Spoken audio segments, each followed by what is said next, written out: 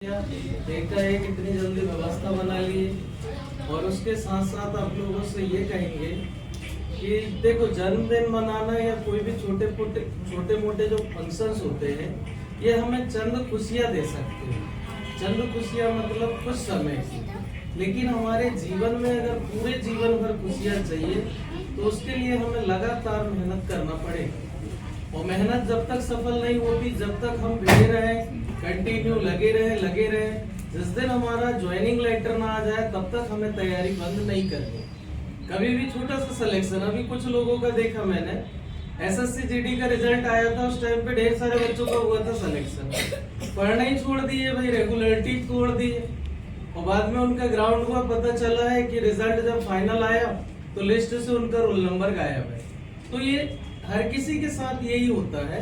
तो हम ये कह रहे हैं कि आप तैयारी को कंटिन्यू करो और हर गलतियों से सीख लो कि हमने पिछले टाइम जो गलती की है, अब दोबारा एग्जाम में वो गलती ना करें। उसके लिए हमें लगातार क्या करना पड़ेगा, तो अपनी कमियां निकालनी पड़ेगी। और आपकी कमियां आपसे बेटर कोई नहीं बता सकता, वो चाहे आपका गुरु हो या आपके माता पिता हो। माता पिता को भी यही लगता है कि हमारे बेटा या बेटी हमको अच्छा रिजल्ट देंगे, इसलिए बड़ी उम्मीद से आप लोगों के ऊपर इतना इन्वेस्टमेंट किया जाता है कि उनको अच्छा सा रिटर्न आए। अब ये बताइएगा, आज आप लोगों ने आपके सामने देखा एक अतिरिक्त केक आया किसने पहुंचाया ना? तो बेटा, अब वो उनने पहुंचाया, उसको क्या इच्छा थी, उसकी अंतरात्मा क्या बोल रही थी? आज तो वो सेलेक्ट होके चला गया। मेरी बात हुई है, वो सुबह जम्मू में है, जहाँ पे बहुत ज्यादा रस है और जहाँ पे बहुत ज्यादा अभी स्थिति भयावह रहती है ना कभी भी, तो ऐसी जगह पे स्थित है। और आज उनको बहुत खुशी होती है। वो इसलिए होती है क्योंकि हमारे गाइडलाइन में उनने सही मार्गदर्शन में सही चले और जल्दी से जल्दी उनने अपना क्या बना लिए लक्ष्य, और वो प्राप्त करके और एकदम निश्चिंत हो गए। अब आज उनको और उनके परिवार को ये नहीं सोचना पड़ेगा कि हमारा बेटा या बेटी बेरोजगार है, लेकिन हम तो अभी वही श्रेणी में आ रहे हैं ना। और जितने लोगों का सिलेक्शन हुआ यहाँ से, मैं गारंटी से कहता हूँ, उन लोगों ने रेगुलरिटी नहीं तोड़ी है, लगातार प्रयास किया है, लगातार भिड़े रहे हैं। उनका रिजल्ट अच्छा नहीं आया, बिगड़ा क्यों है, कहाँ बिगड़ा है, ये सारे बच्चे जो मेरे से डिस्कस कर करके आगे बढ़े ना, तो वो बेटा रिजल्ट उनको मिलना स्वाभाविक हो गया। क्योंकि वही व्यक्ति अपनी कमियां अपने गुरु से शेयर करता है, जिस व्यक्ति को लगता है कि नहीं यार, ये व्यक्ति हमें अच्छा रास्ता दिखा देगा।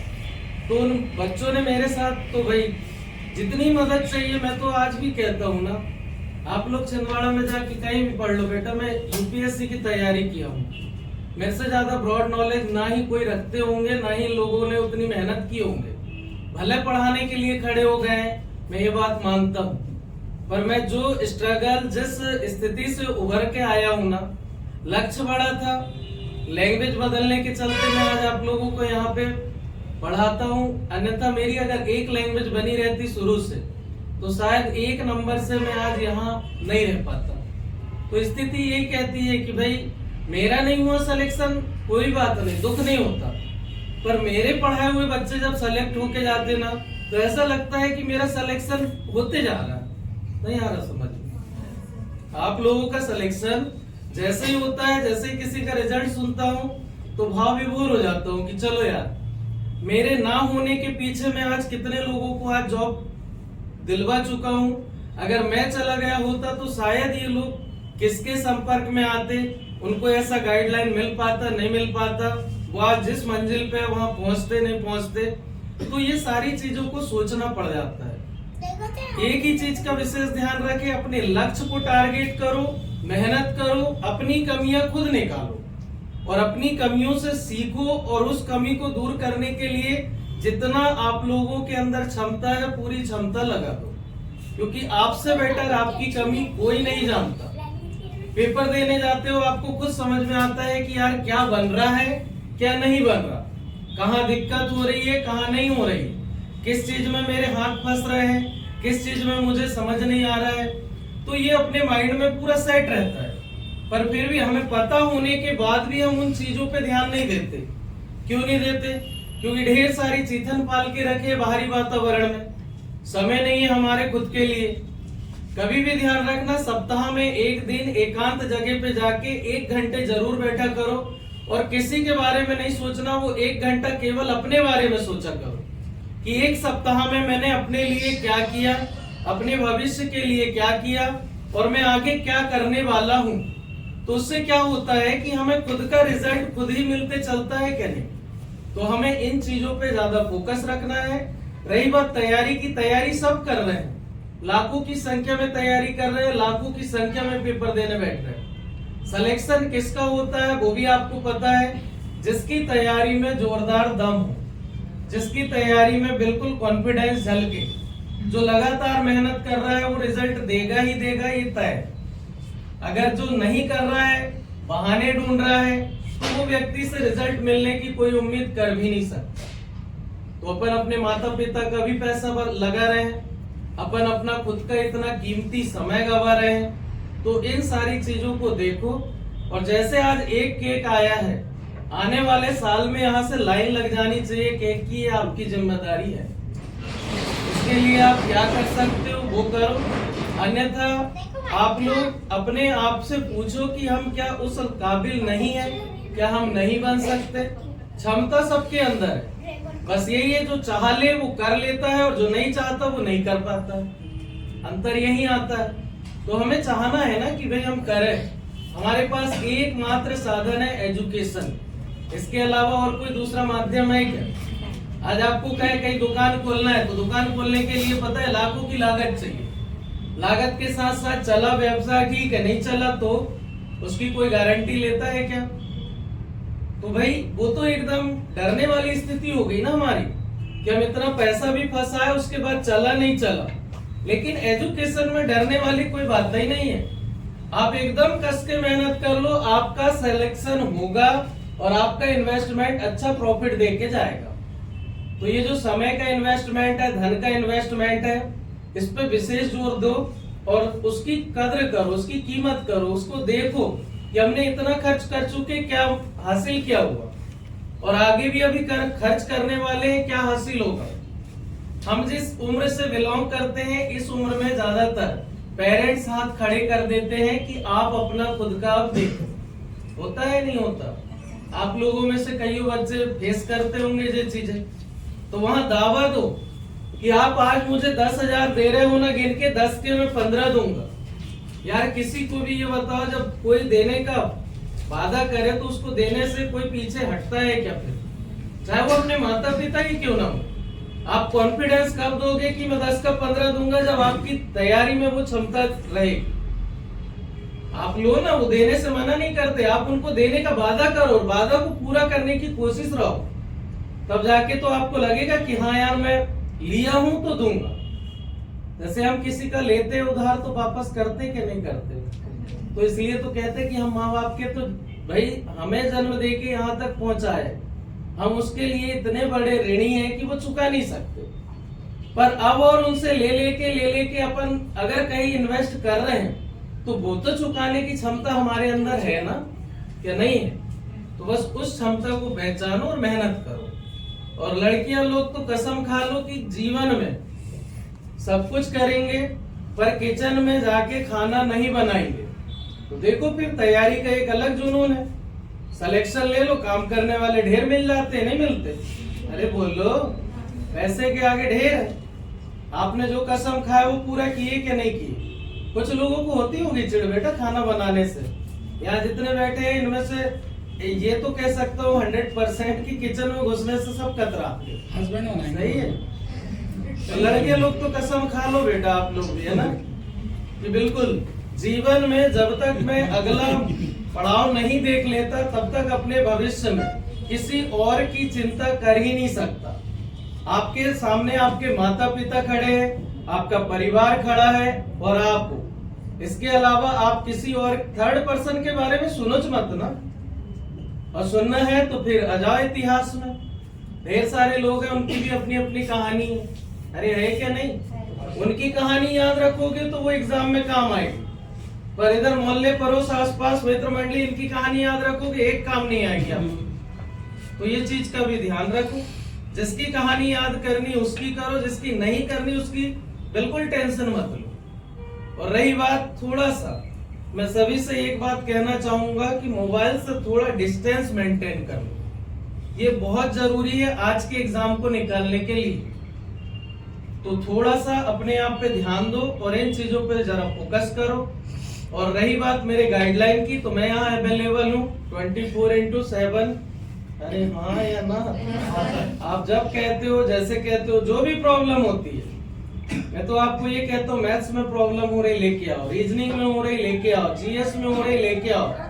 मैं ऑल पर्पस तैयारी उस लेवल की किया हूँ ना बेटा, मुझे कोई दिक्कत नहीं होती। और किसी एक बच्चे पे भी अगर मैंने बताए, अगर उनने क्वेश्चन किया हो, मैं उसके ऊपर चिड़ा हूँ, एक आध भी बच्चा ढूंढ के बता देना। यहाँ बैठे वालों में से नहीं, जो सेलेक्ट होके गए उनसे भी पूछ लेना। वो बड़े मुस्कुराते रहते थे कई बार कि यार मतलब इतनी जगह पढ़े, बोले यहाँ से यहाँ तक पहुंचे, एक से एक धुरंधर टीचर मिले, पर बोले ये कभी चिढ़ते ही नहीं है, उन्हें लाख कोशिश कर ली। तो भाई मेरे अंदर वो क्षमता नहीं है और ना ही मैं कभी चिढ़ा हूँ। समस्या है, सॉल्यूशन मिलेगा, सॉल्यूशन नहीं मिलेगा, तुरंत नहीं मिलेगा, बाद में मिलेगा, पर मिलेगा। पर समस्या का निराकरण करेंगे तब तो हम अपने जीवन में आगे बढ़ेंगे, और करेंगे नहीं, देखते रह जाएंगे तो आगे बढ़ेंगे क्या। और कभी भी ये मत सोचो कि हमारे बाजू वाला क्या कर रहा है, हम क्या कर रहे हैं पहले ये देखो, हमारी क्षमता क्या है पहले वो देखो। बाजू वाला नहीं पढ़ रहा, उसका प्रॉब्लम है, उसके माता पिता का पैसा खराब कर रहा है वो, हम क्यों करें भाई, हमारा अधिकार है ना भाई। वो कर रहा है, ये उसकी मस्ती है। जब आपका सिलेक्शन हो जाएगा तो वही पछताएगा, बाजू में बैठ के वही पछताएगा और कहेगा कि यार मेरे बाजू में बैठता था, वो सेलेक्ट होके चला गया। तो गया तो भैया उसने मेहनत किया कि नहीं किया। आज अपने बीच में से इतने सारे बच्चे सेलेक्ट होके जाते हैं तो थोड़ा सा अच्छा भी लगता है और दुख भी होता है। दुख इस बात का होता है, मेरा नहीं हुआ तो नहीं हुआ, पर उसका काहे हुआ, समझ रहे हो ना। दुख कैसा होता है, ऐसा ही होता है, मेरा ना हो कोई बात नहीं, पर उसका काहे हुआ भैया। तो ये क्षमता देख लो आप अपने अंदर, समय बहुत है और समय की कीमत करो, क्योंकि जो अब 2025 लग चुका है, 2026 आने में ज्यादा लंबा समय थोड़ा लगेगा। आपको क्या लगता है, तैयारी करते हुए पता ही नहीं चलेगा कि हम समय कैसे गुजार दिए। और 2026 की सुबह हो जाएगी, फिर ऐसे 3 जनवरी आ जाएगी, फिर ऐसे ही आप लोग तैयारी कर लोगे। होना जाना कुछ नहीं है, समय की कीमत करो। 6 घंटे सो, 6 घंटे से ज्यादा सोना आपकी कैपेसिटीज में नहीं रखो, क्योंकि उतना आराम आपके लिए पर्याप्त होता है। और उसके बाद पूरा समय अपना मेहनत में लगाओ। कहीं घूम रहे हो, वहां भी अपना पढ़ाई लिखाई से रिलेटेड कोई चीज ढूंढो, क्योंकि हर जगह क्वेश्चन है और हर जगह उसके क्या है आंसर। और अपन हर क्षेत्र में जानते हैं कि आजकल जो क्वेश्चन बन के आ रहे हैं वो हर मल्टीमीडिया क्वेश्चन। भाई जनरल LIC ने कोई पॉलिसी लॉन्च की है, जगह जगह बैनर पोस्टर लगे रहते हैं, हम ध्यान नहीं देते। उसी बैनर के नीचे से जा रहे हैं, पता चल रहा है वही LIC का वही क्वेश्चन गलत हो गया जो हमारे सर के ऊपर रखा। कभी होती है गलती, ऐसी नहीं होती। तो ये सारी चीजों से थोड़ा सा सीखो, अपना दृष्टिकोण थोड़ा सा ऐसा रखो कि यार हमें लगे कि हम कोई भी चीज को देख रहे हैं तो उसको पूरी तरह से आंके। कभी भी एक गरीब को देखना जो भीख मांगता है बेटा, फटे कपड़े पहनता है, उसकी स्थिति बड़ी भयावह होती है। रहने का ठिकाना नहीं रहता, खाने को घर नहीं, मतलब खाने को भोजन नहीं रहता, रहने को घर नहीं रहता। उससे तो हम बहुत लाख गुना अच्छे हैं क्या नहीं है, जल्दी बताओ। तो हम उससे जब लाख गुना अच्छे हैं तो हम हमारी क्षमता को पहचाने और अपने लक्ष्य पे केंद्रित होकर लग जाएं, क्योंकि कोई किसी का ये नहीं चाहता कि यार मैं करवा दूंगा, तुम्हारा हो जाएगा, तुम कर लेना, मेरा हो जाएगा। ऐसा सब कुछ नहीं चलेगा। जो कुछ मेहनत करनी है वो किसको करनी है, स्वयं को। तो अपने स्वयं की मेहनत पे थोड़ा थोड़ा आगे बढ़ोगे और जिस दिन सेलेक्ट हो जाओगे उस दिन आपका सबसे ज्यादा परिवार खुश होगा। कौन खुश होगा, क्योंकि भाई उनने लागत लगाए है ना। दूसरा आपकी मित्र मंडली खुश होगी। तीसरा जिस संस्थान से आप जुड़े उस संस्थान का भी नाम रोशन होगा कि नहीं होगा। आज यहाँ से आप लोगों को बता दे, जिस दिन से कोचिंग पढ़ाना शुरू किया ना, कभी ऐड करने की इच्छा ही नहीं होती मेरी। अब वो इसलिए नहीं होती क्योंकि जरूरत ही नहीं पड़ती ना। एग्जाम आया, रिजल्ट इतना अच्छा आ जाता है कि ऑलरेडी सेलेक्ट हुए बच्चे ढूंढ डांट के भेज देते हैं। मुझे जरूरत ही नहीं है ऐड करने की। किसके लिए करूं? तो ये सारी चीजें बेटा समय रहते सीख जाओ, समय रहते समझ जाओ, और एक एक दिन, एक एक घंटे, एक एक मिनट कीमती है आपके, बस इसका सदुपयोग करो, क्योंकि आपके पास एजुकेशन सबसे बड़ा हथियार है, और उस हथियार में इतनी ताकत है कि आप कैसी स्थिति से हो ये मतलब नहीं रखता, हो कहां पहुंच सकते हो ये आपकी क्षमता पे निर्भर करता है। और वो किसके दम पे? एजुकेशन। आपको पता है चपरासी से लेके कलेक्टर तक सिर्फ काय के दम पे बना जाता है? एजुकेशन के दम पे, अपनी क्षमता के दम पे। तो बस अपनी क्षमता को पहचानो, लगातार प्रयास करो। इस कोचिंग में जो भी कमियां झलके तुरंत आके मेरे से बोल दिया करो, मैं उसको दूर करने का प्रयास करूं, और उन गलतियों को सुधारते हुए अपन आगे बढ़े। जितनी ये संस्था मेरी है उतनी ही संस्था आपकी भी है। आप नहीं रहोगे तो मेरी संस्था का क्या महत्व, और मैं नहीं रहूंगा तो आप लोगों का यहाँ कोई महत्व नहीं। तो इसलिए सारी चीजों को आप खुद देखो, खुद समझो, जो लग रहा है बिल्कुल बोला करो, उस पर संशोधन करेंगे।